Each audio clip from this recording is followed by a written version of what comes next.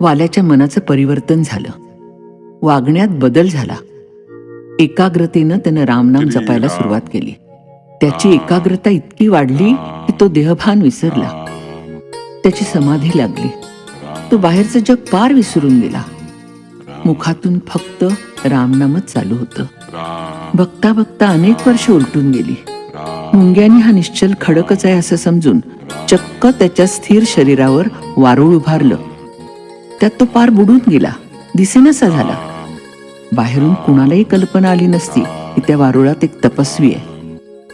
पुन्हा काही वर्षांनी नारद मुनी त्याच ठिकाणाहून जात असताना त्यांच्या कानावर राम राम राम राम अशी नामवाणी पडली. त्यांनी इकडं तिकडं पाहिलं आणि हा आवाज, ही रामवाणी वारुळातूनच येते हे त्यांनी ओळखलं.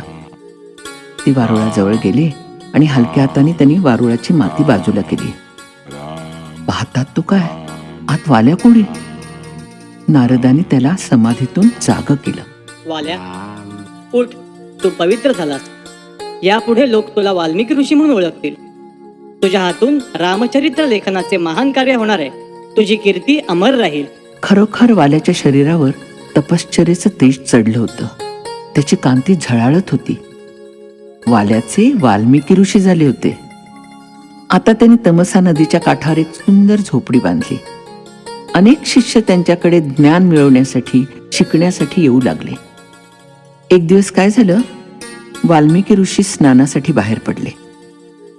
एका झाडाच्या सावली खालून जात असता एक क्रौंच पक्षी झाडावरून खाली कोसळून त्यांच्या पुढ्यात पायाजवळ पडला. पाठोपाठ त्या पक्षाची सहचारिणी, त्याची पत्नी त्याच्याजवळ उतरून चित्रविचित्र आवाज करीत त्याच्याभोवती दुःखानं, विरहानं व्याकुळ होऊन फेऱ्या मारू लागली. त्या क्रौंच पक्षाला कुणीतरी बाण मारला होता. त्याच्या अंगातून भळाभळा रक्त वाहत होतं. क्षणातच त्यानं प्राण सोडला. तो गतप्राण झाला. वाल्मिकींचं हृदय कळवळलं. त्यांचा चेहरा संतापानं लाल झाला. ते क्रोधायमान झाले. अरे रे, कोण हा नतद्रष्ट माणूस? असं म्हणत त्यांच्या तोंडून शापवाणी बाहेर पडली. हे नराधमा, तू ही फार काळ जगणार नाहीस.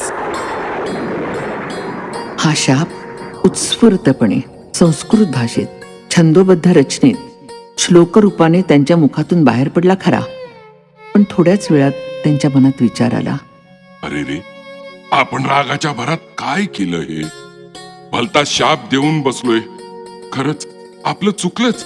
आपण अजूनही खऱ्या अर्थानं रागाला जिंकलेलंच नाही तर. अरे रे, अरे रे. ते खिन्न झाले. त्यांना अपराध्यासारखं वाटू लागलं.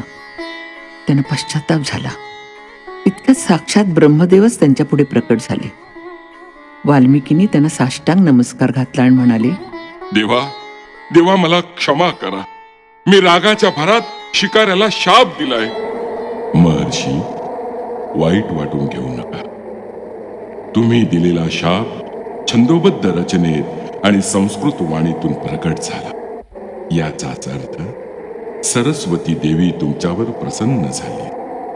आता याच छंदोबद्ध रचनेत तुम्ही श्रीरामाचं समग्र चरित्र लिहा.